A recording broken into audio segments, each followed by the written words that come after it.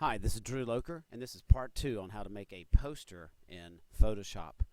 In the previous session, we showed you how to put text in the correct places and how to do a little basic text control.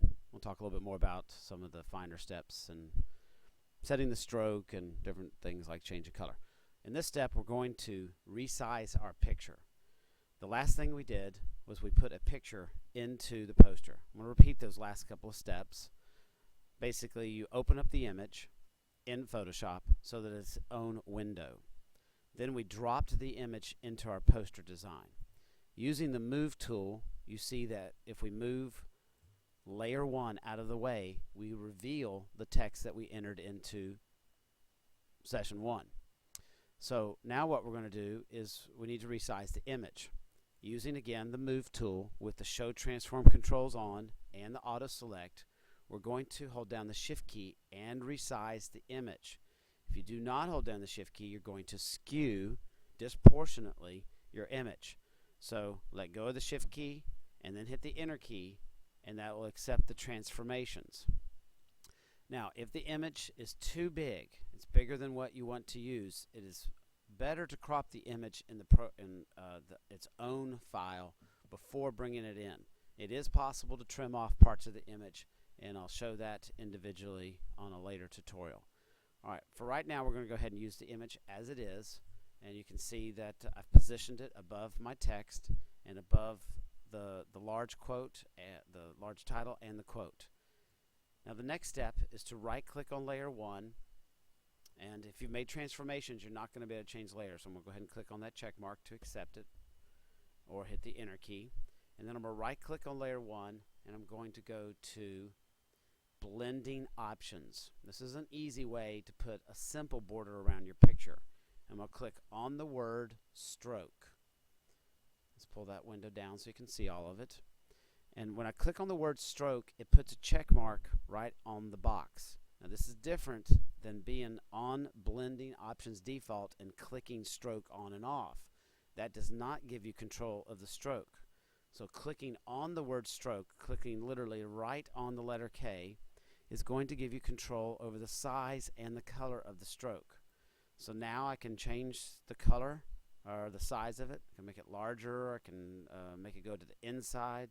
Lots of different things I can do. I can change the color by clicking on the color box, and I can choose different colors. I can actually hover over the picture if my layer style wasn't in the way. I'll show you how I can click a blue. Notice that by going outside the color picker, I can click on the image and it picks up the color of the image that I chose, or you can just dial in the color that you want. Now I'm eventually going to make a black background and white text, but I'm going to hit pause for that for just a second. There's my color picker. Sorry, it was out of the view there. Let's go ahead and hit pause for a second. Okay, so I've moved the I want to redo that last little bit right there so that you can see a little bit more about what's going on. When I click on the color for the stroke and I get the color picker up on the screen, when I go outside the color picker, I get an eyedropper that allows me to pick on different colors in the image that I might see. This allows us to choose complementary colors to match whatever we're working on. It's a nice little touch. Or you can just click on some default colors. I'm going to go ahead and go with white because I'm going to go with a black background. And now it disappears right now because the background's white. But go ahead and click OK, and then I'm going to go ahead and click OK again. Now I'm going to show you how to do a black background. And if I haven't said it already, it's very important that if you want to go back and work on a different layer, you actually need to either click on the object, thanks to Auto Select being on. Notice that the layers change over in the layers palette. If you do not have Auto Select turned on, then you actually have to go click on the layer that you want to work on. Alright, so now I want to go ahead and draw a box. So I'm going to go over here to my box tool, and the simple rectangle tool will work.